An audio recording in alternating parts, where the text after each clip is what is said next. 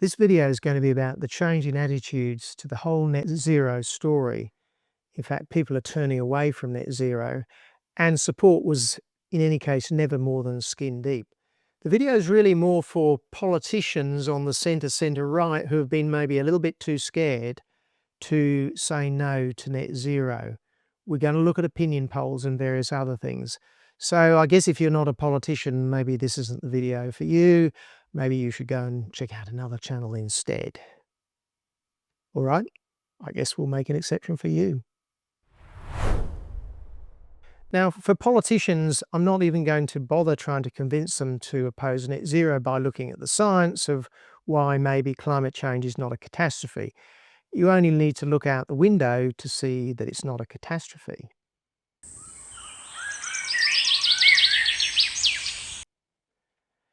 And I won't even mention that clearly China is not too worried about net zero, otherwise they wouldn't have built about 1,000 power stations, I think it is, in the last couple of decades, a time in which the British and the Australian have built none and have actually closed quite a lot down.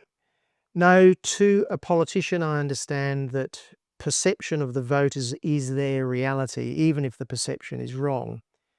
And I also understand that a politician that comes down against net zero is going to be attacked by 99% of the academics, most of the public service, a fair few in the judiciary. In fact, the whole ruling class is going to jump down your throat if you dare say, is this really a catastrophe? But what about the average Brit or Aussie or American? How much are they in favour of net zero? And we're going to first look at opinion polls on how worried people are about climate change and how that has changed dramatically in the last couple of years. We're also going to show that if you ask people, are you worried about it, that actually isn't really the most important question. You've actually got to ask them how much are they prepared to pay, and that's quite interesting. And then you have to ask the question is, what do they think they're paying already? And what would they think if they knew what they're paying already? So let's first look at a set of data that was reported in the conversation, looking at what are the top political issues for Australians and how they've changed since 2022 up to 2024. And when you look at this, you can see that actually you have to come right down the list before addressing global warming and climate change comes in. And between 2022 and 2024, there's been a major decrease. Now, it's still a lot. It's still 43% will say that they're worried about climate change, but there has been a fall, and we will deal with the problem of, is this the right question, in a minute. Now, this drop in concern for climate change since 2024 is actually reflected right across the world. So just very recently, there was some research done by the Pew Research group looking at the change in attitudes to climate change from 2013 right up to present day. And you can see here that this is the dates up to here, and we're in 2025 for a lot of different countries. And the peak in, well, I would call it hysteria about climate change was in about 2022, and it's fallen in every country. So this is the change in every country. In Australia, they reckon it's dropped by about 8%. Still high numbers, 63%. We're going to come to that in a bit. America is the country which worries the least about climate change, with one important exception, and that is Israel. Israel, for some reason, worry far less than anybody else about existential threats from climate change, the climate catastrophe. I wonder why that is. It could possibly be because they have other genuine existential threats to worry about, like the crazy guys across the border who want to destroy their country, and if they get into their women, cut off their and smash their tits against rocks. That might make you think that climate change isn't that of a problem. Now, the next data we're going to look at is an Ipsos poll which has just come out looking at what are the top issues for British people, right? And here we can see the data. We have right at the top, immigration and immigrants, 48%, economy, inflation, housing going down, It's strange, we don't even find climate change, and it's actually way off the list. In order to find climate change in this survey, you've got to go to all the detailed data, and you find that just 3% of people think climate change is their top concern, whereas you're looking at 48% for immigration. So if you're a numbers man and you look at that data, you'd think, well, which one are we going to worry about the most as a politician? But actually, the whole question about do you regard climate change as a threat is the wrong question. If you ask me that question, I'd say yes. All right, so I could easily be in those people. But if you ask me, are you worried about crossing the road? I would say yes. I will mitigate the threats and I'm still going to cross the road, but I definitely am worried about a whole lot of things, including climate change. A much better question is, what are you prepared to pay for this not to happen? All right. So I could decide not to cross the road, but that means my life would be very, very restricted. Or on the climate change thing, I could say, I'm prepared to take the risk on, a little bit of warming. I don't think it's going to be a catastrophe. I'm not prepared to pay by completely changing the economy and ruining our lifestyle. And in fact, when you ask the question, how much are people prepared to pay, you get some fascinating results. So the Institute of Public Affairs has been doing this for a long time. We can see the data here. We can see that 30%, 42%, now 48% are prepared to pay nothing. Right? Another 26% are prepared to pay, $50 a year, $1 a week.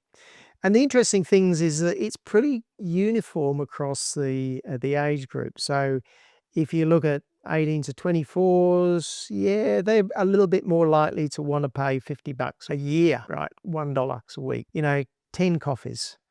But the numbers are very, very small. So what you're actually seeing here is that people are prepared to pay very little indeed. Now, this has been seen again and again in surveys. There was a recent article in Forbes magazine quoting a report where they asked people how much extra they'd be prepared to pay in their electricity bill to combat climate change. And they found that even $10 a month, things started to really fall apart. By a 30-point margin, working class respondents were more likely to say that they would vote against a measure, right, to add just $10 a month to their utility, their electricity bills. And after that, if it got even more than $10 a month, it dropped off a cliff.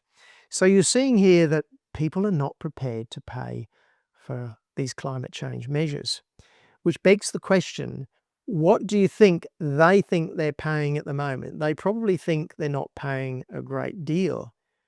What would happen to their attitudes to the whole climate change thing if they found out that actually they could easily be paying thousands of dollars a year, maybe in their electricity bill, but in all the other things? I wonder what their attitude would be then. But I digress a little bit. Now, that was asking them how much they would be prepared to pay, as opposed to are they worried? But an even better question is actually, will you pay it, right? Not, well, maybe I would if I was asked. And of course, there is excellent data on that, and that is in the form of whenever you go onto an airline in Australia and probably in the UK and America, you can tick the box, the fly with guilt-free by flying carbon neutral. This box here, do you tick that box? Because if you do, there's about 90% of us who think that you're a goose because we don't. It turns out that only about 1 to 3% of the population actually ticks that box to cut down on their greenhouse emissions. Now, on the carbon offsets for airline tickets, the ABC reckons it may only just be 1% of the people who tick the box. And there was a Swiss study of 60,000 passengers who found that on average they were only prepared to pay €1 per tonne of carbon dioxide they produced. And the average journey is about a quarter of a tonne of carbon dioxide on an airline, which means they're prepared to pay a quarter of a euro to offset their their carbon. In other words, they're not prepared to pay very much to get over their guilt complex. Now, so the fact is that if you ask people, are you worried about climate change? A majority will actually say, yes, they are. But when you compare it with everything else, like immigration, the economy, they are nowhere near as worried about climate change as they are about that thing. And when you're asking how much they'll pay, well, it's about $1 a week. So the most important thing here is that they probably don't know that they're already paying far more than that, even in their taxes, but not just their taxes. One of the problems with net zero is that not only do you pay all the subsidies for the windmills and all the other things, but you also damage the economy, so you lose jobs, you lose the taxation from those jobs, and et cetera, et cetera. Now, the IPA estimate that it's just in government sort of subsidies and that type of stuff alone, in Australia, it's costs about $9 billion a year. So if you sort of pro rata that for a family of four, it's about $1,200 a year that the average Australian is paying through their taxes. So if you're a politician, what you have to do is make sure people actually understand that they're paying that. Now, one way you could do that is propose that, well, we're not opposed to net zero, but what we're going to do is we're going to put a little box in your tax return every year where you tick the box if you want your $1,200 to be paid to the government to build windmills, or you can tick the other box where you decide that you're going to keep the $1,200 yourself. That would be a really good thing to do, I think, or something of that nature. Now, look, the reality is, and I know it's been said 100 times, and for people outside Australia, they may not understand this, the voice referendum showed you the way.